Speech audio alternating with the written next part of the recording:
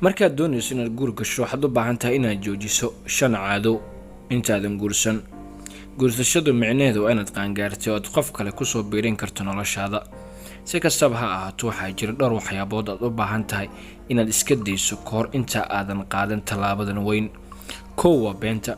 qof kasta oo been sheega waxaa loo arkaa qof aan aqli ahaan isku filnayn isla markaana aan garanayn in run sheegidda ay ka wanaagsan tahay been sheegidda. sidaa darteed waxaa laga rabaa inaad ku baraarugto run sheegidda aad iskaga jirto noloshaada doobnimada ama kalinimada. caajis. guurka ma yeelayo caajisnimo. amaanahaaga uma muujin kartid mahadnaq buuxa adigoo ag fadhiisanaya isla markaana daawanaya waxay samaynayso.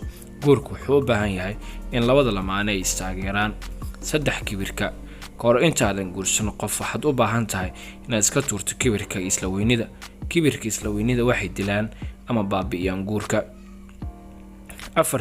keligaa iska fikirto ama keligaa inaad iska fikirto. marka haddaad guursato waxaad noqoteen laba ruux. wax kastoo aad samayso inaad maskaxdaada ku haysaa lamaanahaaga. ha samayn go'aanada qaar adigoo aan kala tashan. ka masiirsiinta lamaanahaaga.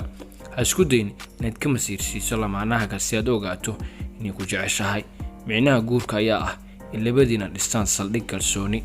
hadda uma baahnid inaad ka masiirsiiso mar haddaad guursato. adigu waqtigan guur diyaar ma u tahay? calaamadahanna ma yihiin kuwa aad joojin karto.